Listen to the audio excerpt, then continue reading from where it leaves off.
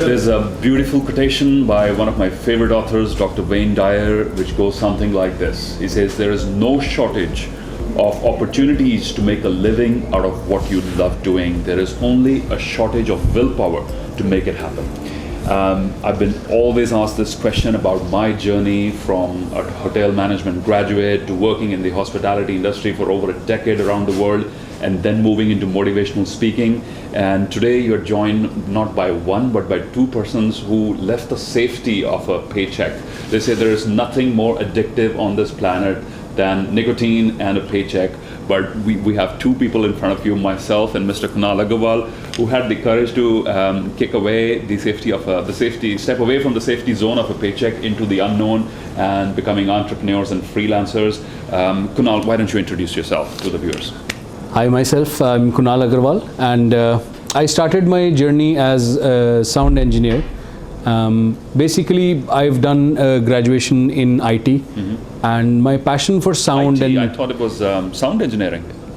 Basically, my graduation was IT. Okay. I did a bachelor's in information technology. Right. And since I had an affinity towards computers and computer science, but the passion for music and sound sort of took over.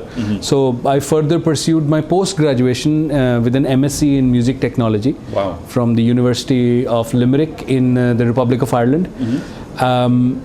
After that, I worked in London doing sales for music technology for a couple of years. Okay. And then gradually shifted to working with a radio channel, a private FM channel, as a senior producer. Right. Well, started as a sound engineer and moved on being a senior producer. The radio world was a little different from what I had probably expected, or probably what my actual calling was slightly different. So eventually I decided to dump that and go my own way. Okay, and today you run a successful production house of your own? Yes. Right. I'm just curious about this shift from studying IT to studying, doing an MSc in sound. How did that happen?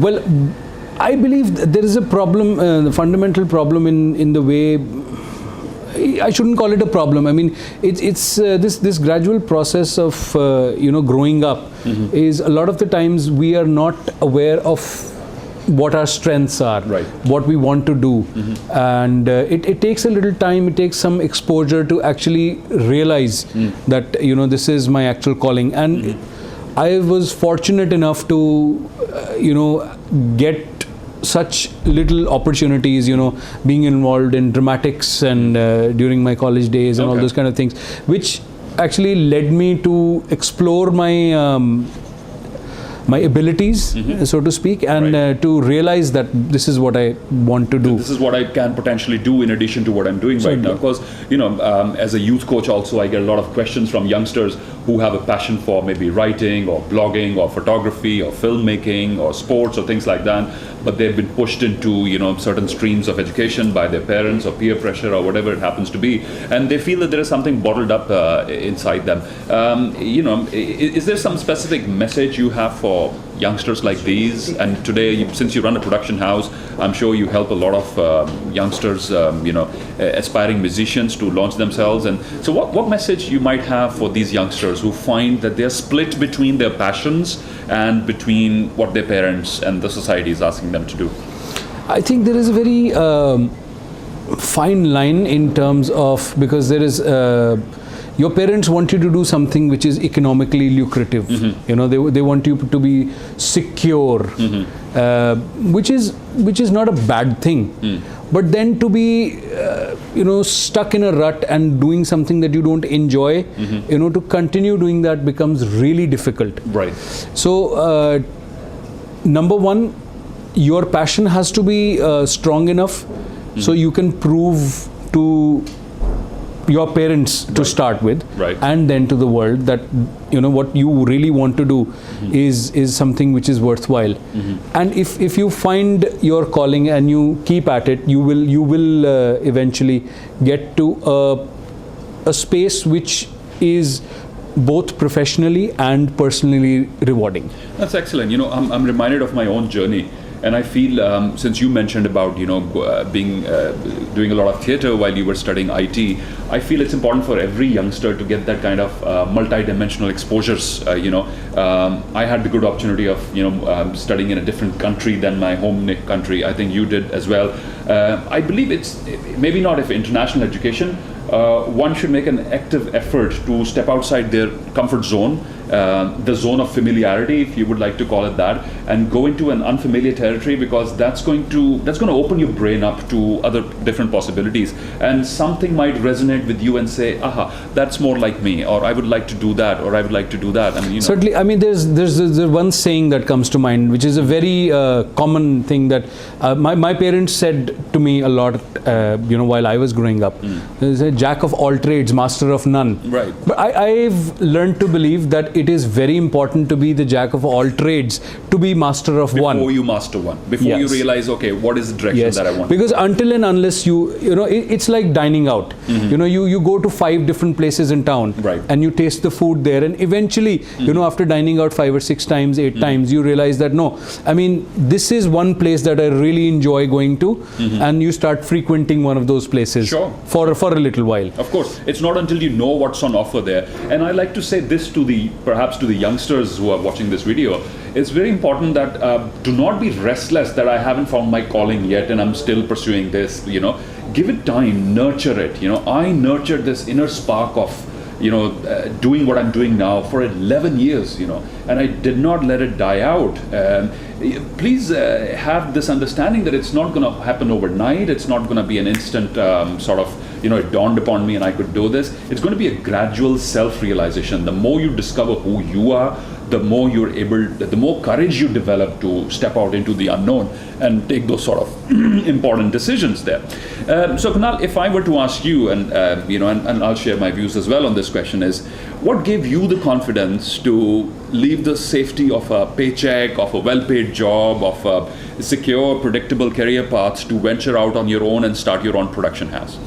To be very honest, I was not very confident to start with. And this is something, like you mentioned, that it is a gradual process. A lot of people sometimes come up to me as well, and I'm sure a lot of people come up to you asking, how do we find our passion? How do we know that this is what we want to do? It again takes some experimentation. It does. And for me also, it was a gradual process, because my passion was strong enough to not let me sit idle after I finished my 9 to 5. Okay.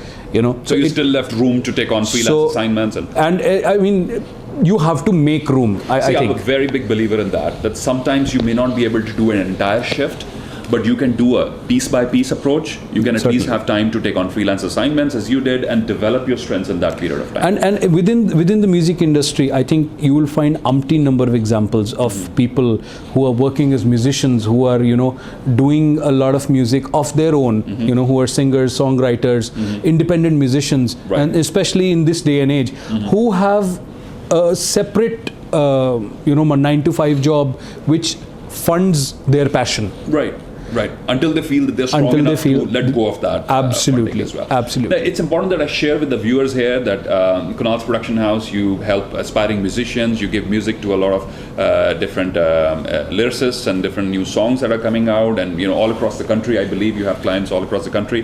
How do you feel you're better off now than you were before? In what ways? I'm probably earning almost as much as I used to in my job. That's great. And I'm probably working a lot more. I don't have Sundays, and every vacation I take with my family, which is generally a week every year, is taxing, because that is the time when I'm not earning. And so mixture of good and bad. After all that, the biggest thing for me is what I would say that I'm better off is because I'm more content. Good. Inner peace is more than what it was. After coming back from my job, I used to be mentally exhausted. I was working not as hard as I am working now. Right. But in spite of that, I used to be mentally exhausted. I used to be not wanting to go to work the next day. Right. So that has changed. I can relate to that completely. So, my own journey's been very, very similar. If you ask me this question, how am I better off today? My answer would be, again, pretty much on the same lines. I feel more satisfied, more fulfilled. I feel that my life now has a greater sense of meaning and purpose, and that there are no hurdles in front of me, right? So that I can go far beyond, there are no restrictions, and there is no end to this creative process. And it's made me healthier in every aspect, physically, emotionally. It's given me more zest, the joie de vivre for life, to do more things and things like that. There's been many hardships on my journey. I'm sure there's been many on yours.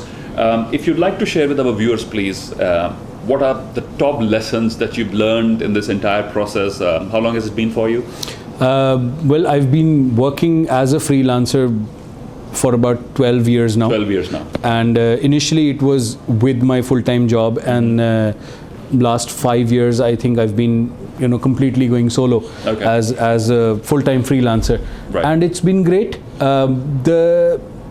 The only thing I think which is important to realize is that, again, you cannot not listen to your parents completely. Why I'm coming back to that is because why even my parents, I remember, I'll share a very small incident to you.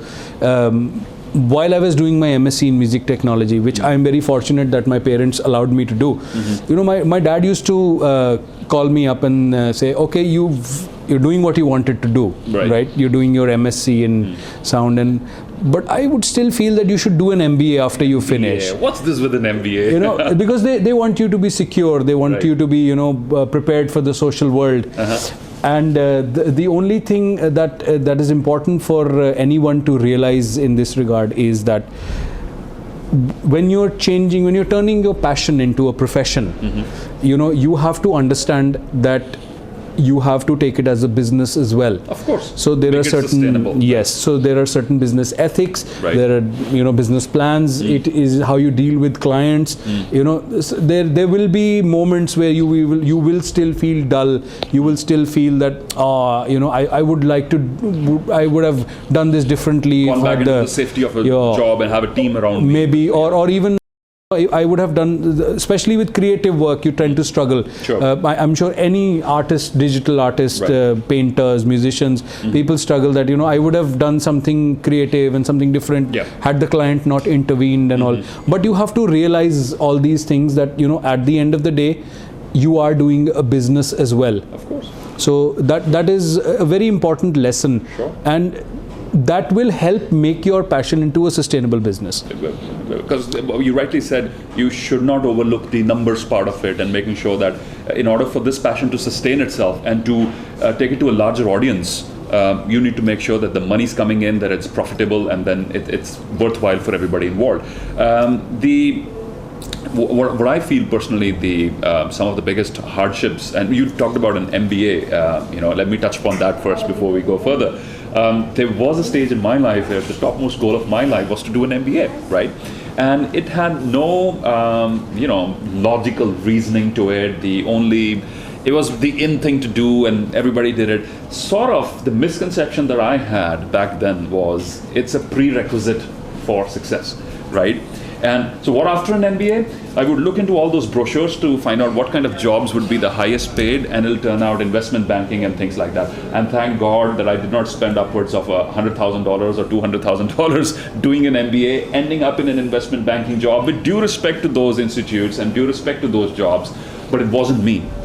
It wouldn't have, I would be suffocated. I feel there was this time, back maybe almost half a century ago in the US, where the Industrial Revolution had come. Sure. And the economy was slightly different. People were trained and they were being manufactured in schools and in colleges to perform certain tasks which were, there were jobs of those kinds available. But now I think the whole scenario has changed. There are so many more opportunities that have come up, and there are so many more opportunities that we can create for ourselves. True. Today being successful is not being an engineer. It's not about being a doctor. It's not about being an MBA. Being successful is more about being happy with yourself. Of adding value as well, right? Being happy. And wouldn't you agree some of the major entrepreneurs, successful entrepreneurs around the world have actually dropouts from B schools or, like Stanford and Harvard and other places, and these guys have changed the world with the product and services that they're offering. So with due respect to an MBA, and I'm sure there's a lot of technical value and networking and other things that it brings to the table. I've enrolled in a lot of executive education courses myself. I do feel it gives a lot of structure to the learning process. But I think that is more important. Once you know what you want to do, of course, you attain a focus, and then those things can help you achieve your goal better. True. Rather than aimlessly going for an MBA or something. Now I do feel the need that if I go in for a B school program or something, I could add value to my own space of work, my own business, my own thought process, my own passion could be managed a lot better by there's a different way of looking at things accommodating now, right? skills better. Definitely, things now that you've done it practically. So I think our message here is very, very clear to the viewers: is this: don't do something, a degree or a career path or whatever, just because everybody else is doing it. Find out what do you want to do, and then trace your way backwards from that. What do I need to do in order to make those changes? Now, Kunal had the good opportunity of enrolling in the MSc of the Music and Sound Technology. I did not. My education was hospitality and business management, and then I spent 8 years working, for major hotel corporations around the world. And then I realized this is not. I'd like to make a change, and it was not like I could leave everything and go back to college once again. But I did. Here's my message.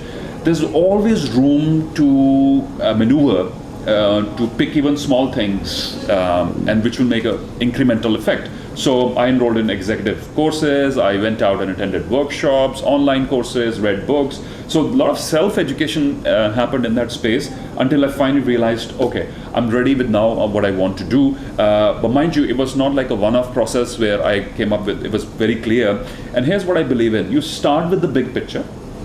It will draw you forward. It'll be very hazy in the beginning. Have the courage to walk into the unknown step by step, and with every step you take, things are going to become clearer for you. But don't expect the clarity right in the first go. I would like to ask you this. I mean, how was it when you started? Were you earning a lot of money? What was the big attraction, and how did you keep yourself motivated? Because for me, the initial phase, maybe the good 1 year. After leaving my job was not very great, and I think that happens to a lot of people. Of course. And in spite of that, I sort of decided to stay on with it. And things are much better now, and I'm happy I stayed on with what I did. The initially first 6-8 months, I was like, maybe I've taken a wrong decision. Right. Should I step back? So I don't know. I think, did you face that? Do a lot of people face that? Very much so. Not only intellectually, but financially as well. So here you are, you live your life in a certain way. You expect certain comforts and things and facilities from your life, and there you are with extremely outside your comfort zone. So it was, yes, definitely. We went through some very tough periods, and but what, as you rightly mentioned, there were glimmers of hope in between. That yes, this thing could work, and I believe that's where most people fail. They don't persevere. They don't persevere. Stick to it. And if you have enough faith and conviction in what you're doing, if you are getting the glimmers of hope, even if you're not, stick to it, because it's going to take time to work out, right? Just like the Chinese bamboo spends years and years, 2 or 3 years on an average, doing all the work in its roots. If you plant a Chinese bamboo today, Kunal, you probably wouldn't even see anything coming out on the surface for 2 or 3 years, because all the work is happening underneath the soil. It's growing a very complex root system.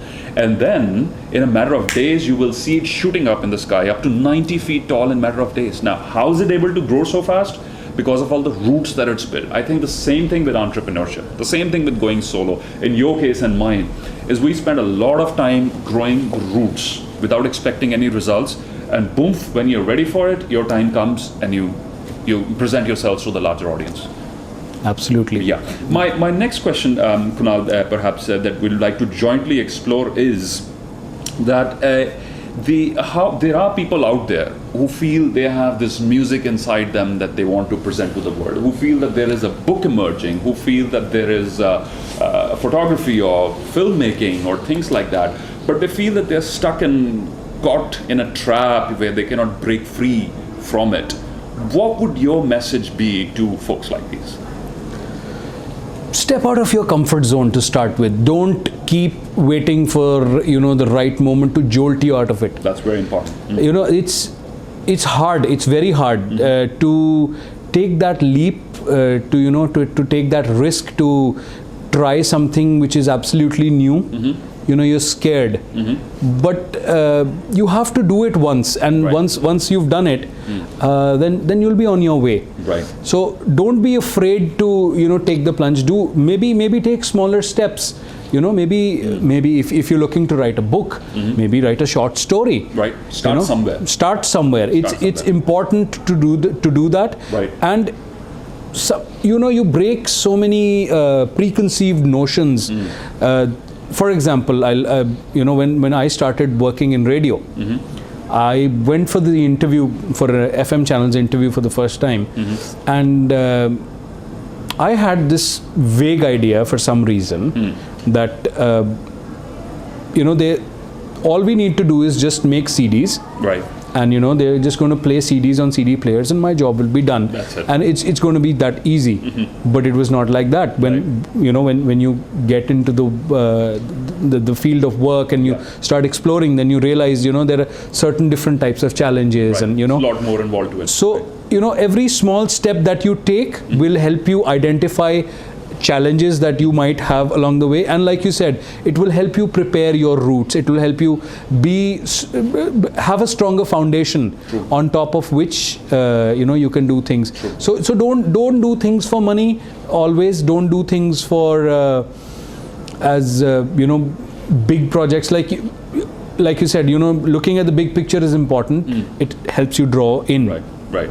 But then a lot of people get so bogged down, or distracted, I should say. This is not for me. It's not for me. It's too big for me, right? Either that, or sometimes people are aiming too high. They just want to reach the top, and they don't want to take the small steps in between. Right. They're looking for shortcuts.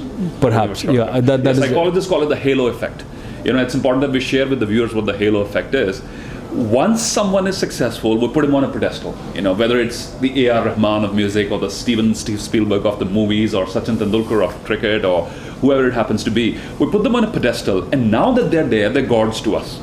What we fail to recognize is to see their struggles, is to see when they were just like you and me. I mean, they were ordinary folks, and they were fighting the battle, and they were facing rejection and so many things, but they persevered, and here they are today, and now they're no different than who we are. Behind that is, so here's what is important. Look behind the halo, the facade, if I may call it that, of a successful person, whatever your field of endeavor might be, and try to decode what this person might have done. As Kunal rightly said, that there are no shortcuts. You have to put in your efforts. What you also rightly pointed out, Kunal, was, and I feel a lot of people suffer from this syndrome, is they wait for things to be perfect. I'm going to wait for until this, and these are 5 or 6 conditions are met, and then let me do it. And I completely disagree with that, because you may be waiting for the rest of your life.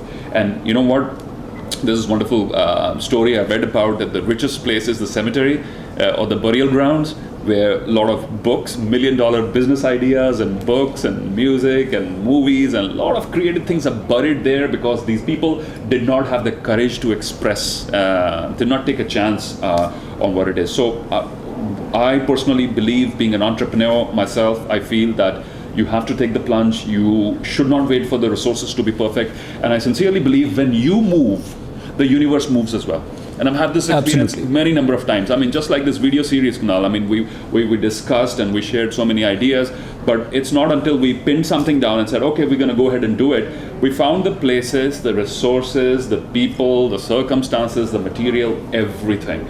The power lies in you stepping forward and doing something. I think, the social media is so popular these days. It's so powerful, and you see so many people, using their cell phones to make videos, and they are big, huge hits. It's just because they had the they made the effort to do something. They're celebrities, right? So you keep waiting for the best camera in the world, and you want to accumulate that amount of money, and you want to invest in a camera, and you want to get this equipment, and you want to get that and this, that and the other. It doesn't work like that. True. Unfortunately, it is not. It's good to start with, even if it's imperfect, and improvise it. Maybe the next one ought to be better than this one, and the next attempt be better, but start somewhere. If you are a writer, the best way to be happy is to write. Right? If you're a speaker, the best way to improve your speaking skills is to speak, right? There's no other way. There's got to be theoretical training and so many things, but nothing beats doing it well and doing it in the first place. Because the hurdles will keep coming. They up. So you can't wait. The right moment will never happen, because every time you pass one hurdle, the new one will be ready. Of course, and that is where the joy of the process lies in. So you can either stop running or keep jumping on top of them. It's been a great discussion. What might be your final thoughts that you would like to share with our audience today? Well, don't stop. Keep going, and take on new challenges. Dismiss your fears. There's no need to be afraid of anything. If you're hell bent upon doing it, if your passion is strong enough, it will take you there. Of course it will. Over the course of the last several years, I've been studying entrepreneurs, successful people in and out, and trying to decode their thought processes, what goes into their mind. And if I'd like to, in the context of this video, if there is one thing that I'd like to share, it is this: dream, imagine, visualize, right? Nothing has ever happened without first the human ability to visualize it in your mind, right?